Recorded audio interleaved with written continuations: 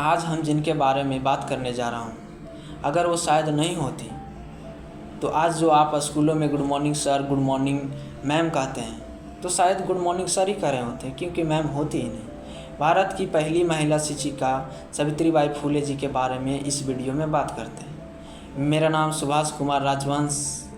महाराष्ट्र के सतारा ज़िले के नया गांव में एक दलित परिवार में 3 जनवरी 1831 को जन्म हुआ सावित्रीबाई फुले जी का।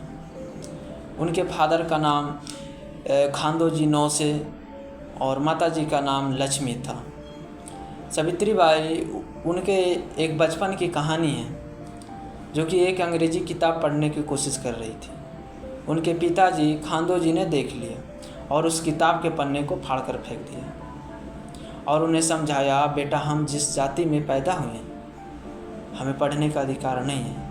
उस दिन से सावित्रीबाई फुले जी के मन में शिक्षा को लेकर एक नई आग जल चुकी थी।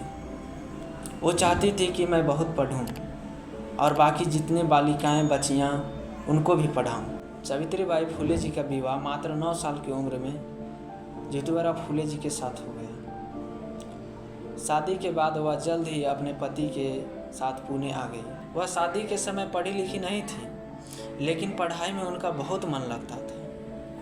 उनके पढ़ने लिखने की लगन से प्रभावित होकर जितुवरा फुले जी ने उनको पढ़ना लिखना सिखाया।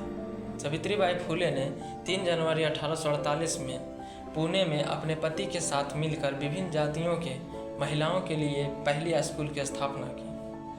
अब सोचिए, एक महिला प्रिंसिपल के लिए सन 1848 में बालिका विद्यालय चलाना कितना मुश्किल रहा होगा, इसकी कल्पना आज भी नहीं की जा सकती। लेकिन सावित्रीबाई फुले ने उस दौर में न सिर्फ खुद पढ़ी, बल्कि दूसरी लड़कियों की भी पढ़ने का बंदोबस्त किया। भारत की आज़ादी से पहले समाज में छुआछूत, सती प्रथा, बाल विवाह, विधवा विवाह जैसी कुरीतियाँ व्याप्त थीं।